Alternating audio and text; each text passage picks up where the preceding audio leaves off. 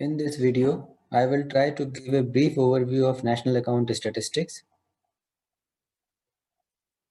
But before we proceed, let us understand what is system of national accounts and what is national account statistics. System of national accounts consists of a broad and comprehensive statistical system which helps in systematic presentation of estimates of macroeconomic aggregates relating to national income and wealth. The framework is based on a set of internationally agreed upon concepts, definitions, classifications, and accounting rules. Estimates of macroeconomic aggregates compiled in the framework of SNA are called national account statistics. We will discuss about some of these main aggregates and also about various concepts and definitions as given in the framework. The plan of the presentation is we will first look at what an economy is constituted of. Then we will discuss about the important concepts and definitions. Then we will finally discuss briefly about some important macroeconomic aggregates and relationship between these aggregates. Now, what constitutes an economy? All the institutional units residing in the economic territory of a country constitute its economy. It involves three concepts: economic territory, residence, and institutional units. Economic territory is the area under the effective economic control of a single government. It is a geographic territory within which persons, goods, and capital can circulate freely. Residence, an institutional unit, is treated as a resident unit of a country if it has center of its predominant economic interest in its economic territory. A unit is said to have center of its predominant economic interest in an economic territory if it has a dwelling or a place of production activity for a long period of time.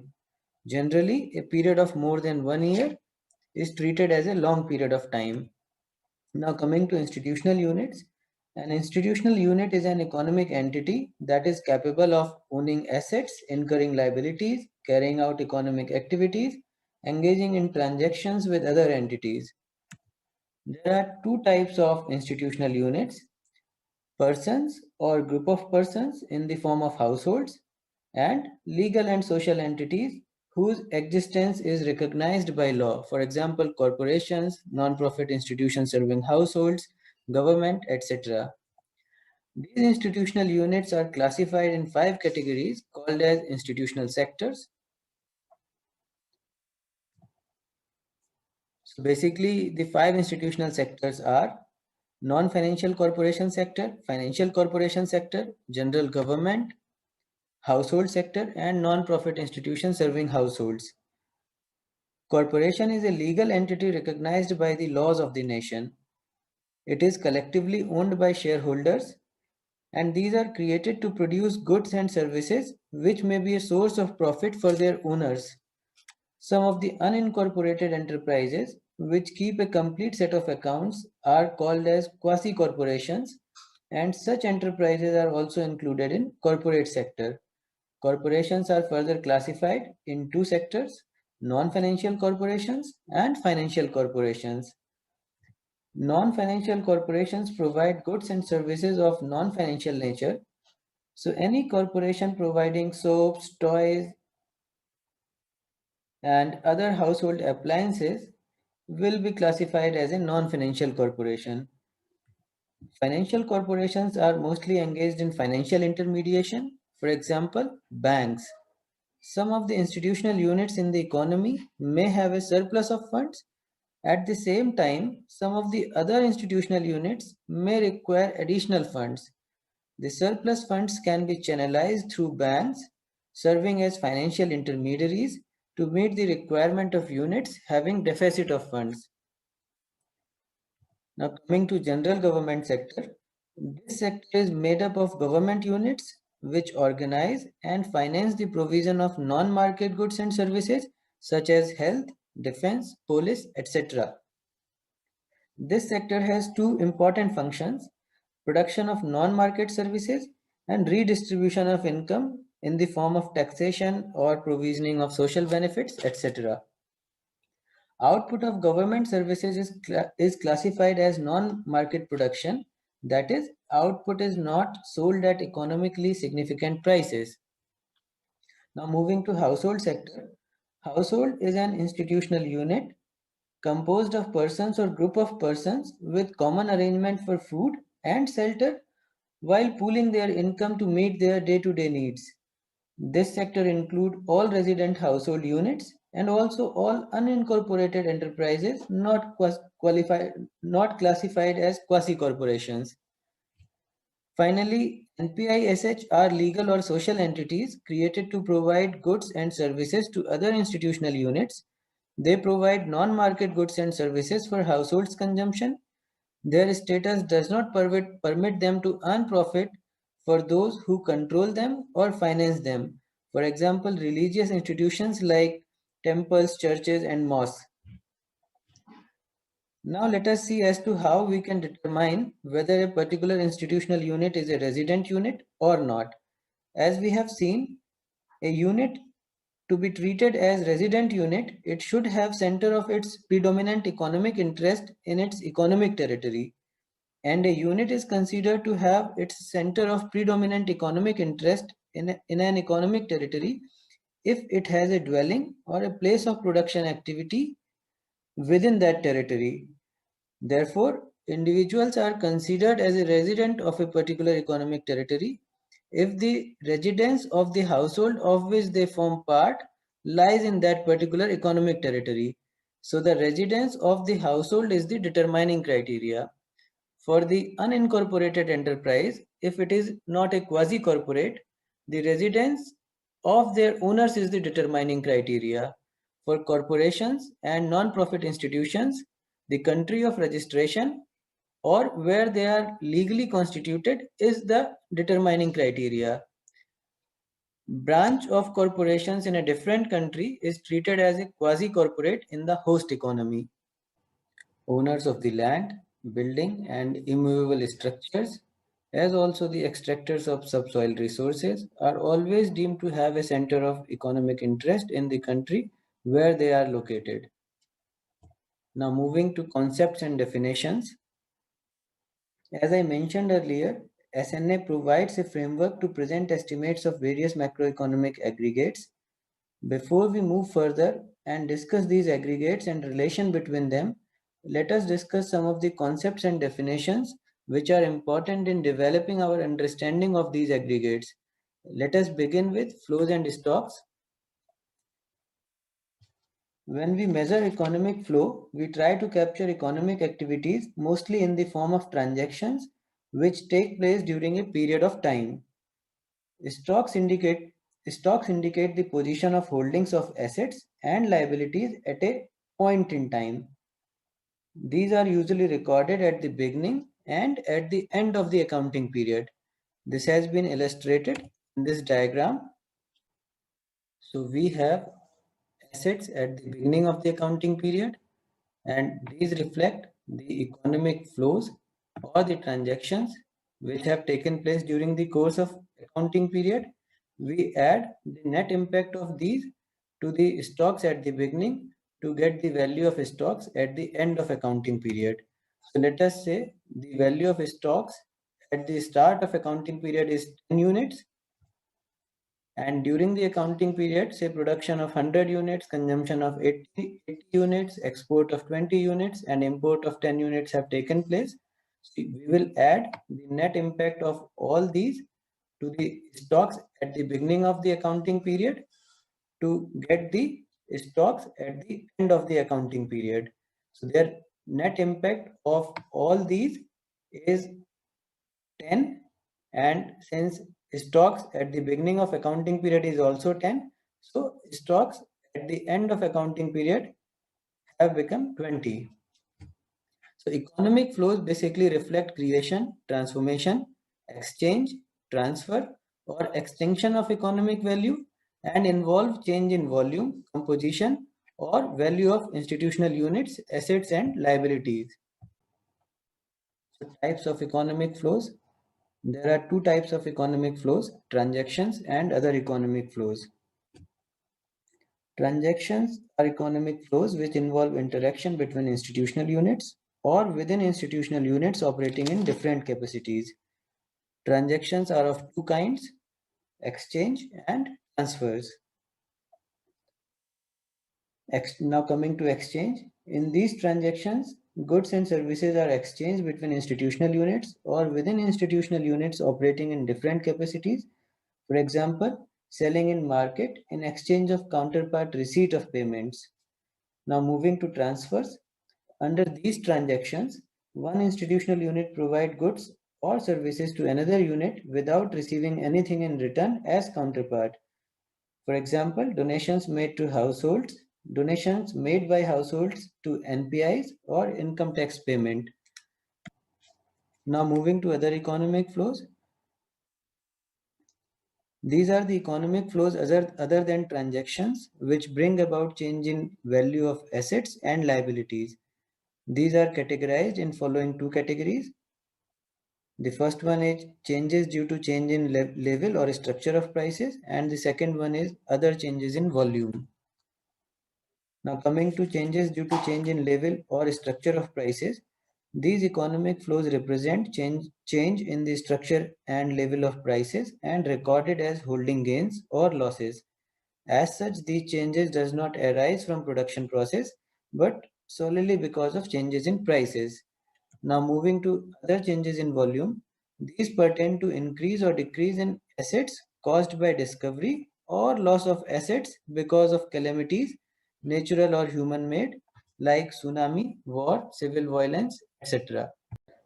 Now moving to some concepts related to production. So production is generally defined as the economic activity that creates or produces goods or services from inputs of raw materials and other intermediate products using labor and available productive resources like machinery, building, and land. Purely natural processes like unmanaged natural growth of fish stocks in international waters is not considered as production.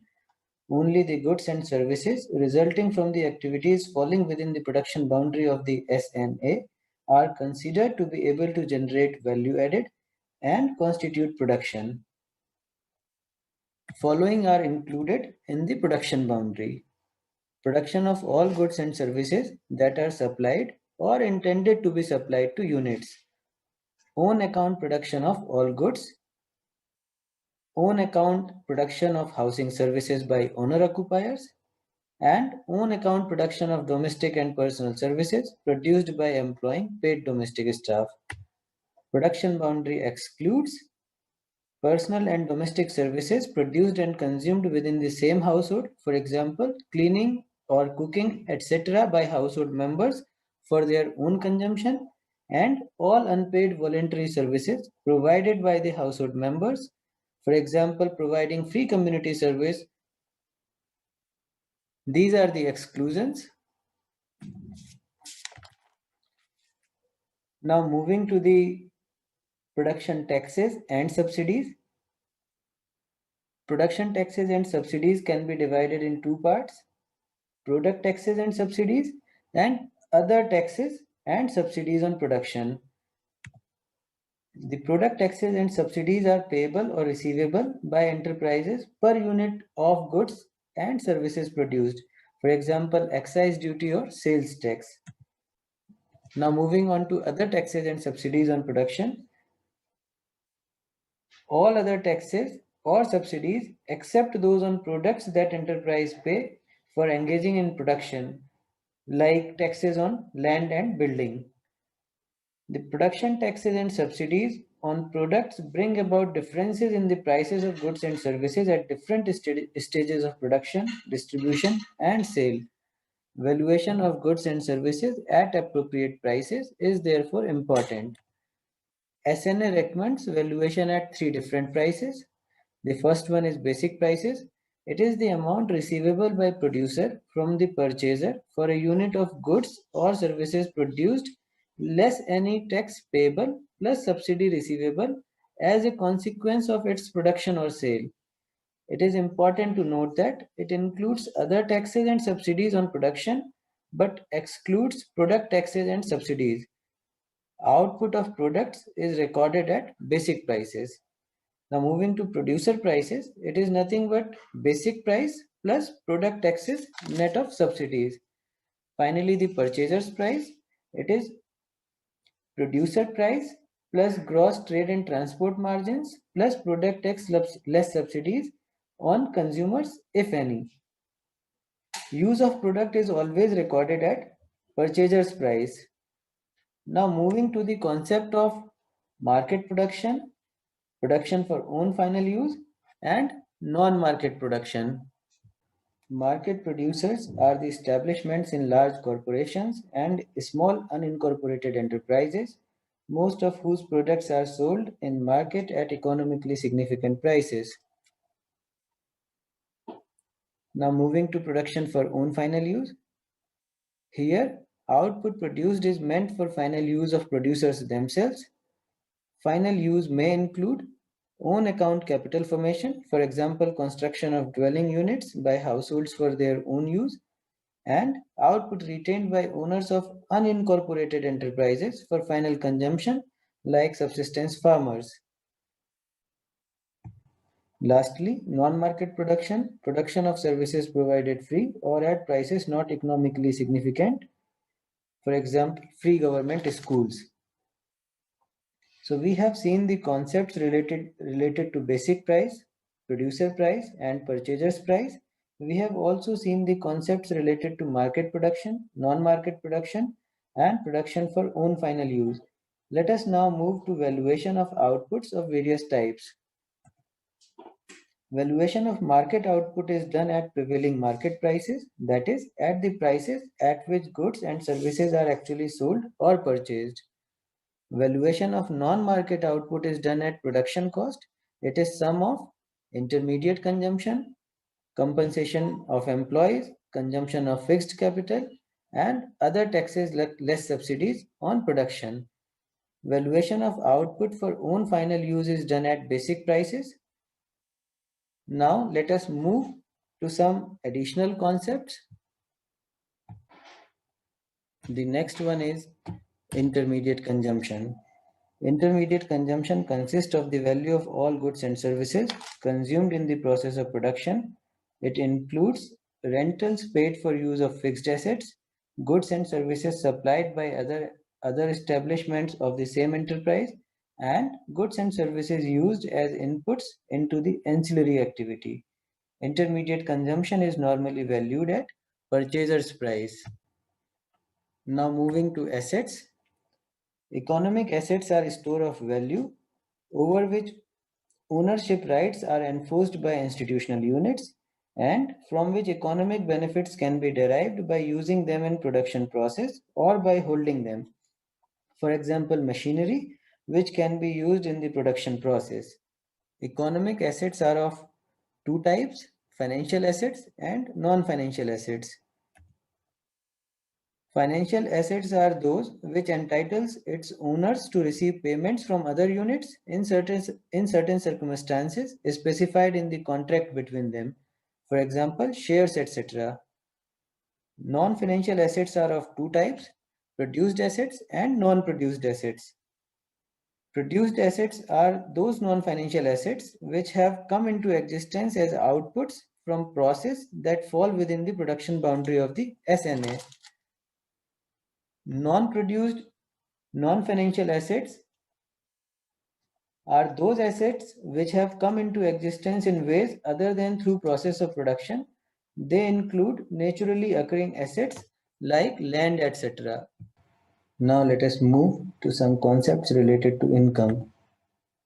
Primary income is the income generated in the production process. This includes compensation of employees, taxes on production and imports, mixed income, and property income. We will discuss about these components. Let us start with property income. Property income is the payment for the use of financial assets and non-produced non-financial assets in the production process. Property income for use of financial assets are called investment incomes and are in the form of interest or dividends. If land is used in production process, then payment made to the owner for its use is a property income treated as rent. Rent also include payments made to owners of the subsoil assets for permitting institutional units to extract subsoil assets. Now moving to compensation of employees. This is total remuneration in cash or kind payable by employers to employees for work done by them. Compensation of employees is constituted of wages and salaries, employers' social contribution to social security, provident fund, pension fund, etc. Benefits for sickness, unemployment, etc. paid by employers directly to employees. The next one is operating surplus. This is the balance when all the costs and production taxes less subsidies are deducted from the value of goods and services produced. Thus, operating surplus includes interest payable to lenders, rent payable to owners of non-produced assets, and profits payable to shareholders. Now moving to the mixed income, there are certain unincorporated enterprises owned by households in which owners or family members work without wages and salaries. The earnings of owners are partly compensation for their labor and partly operating surplus. Earnings of owners and family members are called mixed income. It is the balance after netting out from the value of output, intermediate consumption, all production taxes less subsidies paid by enterprise, and payments made to paid employees. Now moving to expenditure side. Final consumption includes goods and services which are used by households to satisfy their individual wants and social needs. Final consumption expenditure is sum of final consumption expenditure of households, final consumption expenditure of general government, and final consumption expenditure of non-profit institutions serving household. Consumption of goods and services by corporate sector is treated as intermediate consumption. Therefore, it is not included in the final consumption expenditure. Now moving to household final consumption expenditure. All goods and services consumed by households, whether durables or non-durables, are part of final consumption with the exception of purchase for own construction or improvements of residential housing, which are treated as gross capital formation. The next one is government final consumption expenditure. Final consumption expenditure of general government is composed of non-market output other than own account capital formation, which is measured by production cost less incidental sales of government output, and expenditure on market goods and services that are supplied without transformation and free of charge to households. Now moving to final consumption expenditure of non-profit institutions. Entire non-market output of non-profit institutions constitute the final consumption expenditure of NPIs. Now moving to gross domestic capital formation. Gross domestic capital formation is equal to gross fixed capital formation plus change in inventories plus acquisition less disposal of valuables.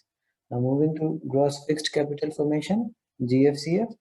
GFCF is resident producers acquisition less disposal of produced assets that are used repeatedly for production, for example, machinery and equipment. In addition, GFCF also include additions to certain non-produced assets like major improvements of non-produced assets such as land and cost of transfer of ownership of non-produced assets. It also includes animals, plants, etc., which are used repeatedly for production. For example, milch animals in dairy farm. These are treated as additions to inventory while growing, fixed assets once production starts, and consumption of fixed capital in case of death. It excludes household durables for household own use. Basically, these should be included in household final consumption expenditure and purchase of non-produced assets such as land. Now moving to change in inventories. So basically inventories include unsold finished products, goods for sale with traders, unused raw material, and work in progress. For example, growing crops or uncompleted structures, etc. Enterprises have stock of these at the beginning and at the end of accounting period. And as we have discussed earlier also, difference between stocks at the end and the beginning of the accounting period is called a change in inventories. Now finally moving to valuables. Valuables are produced assets like jewelry which are not used primarily for production or consumption, expected to appreciate or at least not to decline in real value, do not deteriorate over time under normal conditions, and are acquired and held primarily as a store of value. Now finally moving to the concept of exports and imports. These are transactions between residents and non-residents of an economic territory regardless of physical movement of goods across borders. Exports, these are the flows of goods and services from resident to non-resident units, and imports are flows of goods and services from non-resident units to resident units. Finally, we have now moved to the main identity. We already have discussed about some of the main economic aggregates in the previous slides. We will discuss about some of the macroeconomic aggregates in coming slides. These identities basically reflect the relationship between some of these main macroeconomic aggregates. The first identity is commodity balance identity. Left hand side reflects gross value of output in domestic economy at market prices, whereas the right hand side shows its usage. Most of the terms on the right hand side have already been discussed. And now let us move to production side identity. Left hand side is domestic product at market prices. GDP is the sum of GVAs of all institutional units in domestic economy. GVA is nothing but gross value of output minus intermediate consumption. So we have first two terms on the right hand side. Since we are working out GDP at market prices, we need to add net taxes. As regard addition of tax minus subsidies on imports, we will discuss about it in subsequent slides. Now let us move to the income side identity. From income side, GDP should be equal to income. Right hand side of equation 3 basically reflects the primary income generated in domestic economy. GNI is total primary income of all the residents of the economic territory. Some of the residents receive primary income from non-residents for providing factor services for carrying out production in rest of world and vice versa. Therefore, net compensation of employees from rest of world and other primary income from rest of world has been adjusted. Now gross national disposable income. GNDI reflects the purchasing power of the residents of an economy. Current transfer from rest of world, like remittances, have a bearing on disposable income. Also, from the income, taxes on income and wealth are paid to the government of the country and governments abroad. But transfer within economy, like taxes to government of the country, are cancelled out. That is why we have only net taxes on income and wealth from rest of the world. Now let us move to expenditure side identity. Right hand side primarily reflects the total expenditure by various institutional sectors on final consumption of goods and services. As we can see, imports have been deducted, but tax minus subsidies on imports have not been deducted, whereas these have been paid by institutional units while using the imported products. This is the reason as to why tax minus subsidies on imports have been added on the right hand side and production side identity. Now moving to gross savings. Gross savings of economy is defined as disposable income minus consumption. Now moving to net lending. Out of the total savings, some portion is used for capital formation, so it is deducted. Besides, as non-produced non-financial assets are not a part of gross fixed capital formation, these are also deducted. Some capital transfers like acquisition or disposal of a fixed asset from rest of world are added to the savings, as these are additional resources at the disposal of residents. This gives us this identity, the last one. Now we have summed up some of the indicators. We already have discussed these indicators. With this, we have come to an end of this video. Thank you.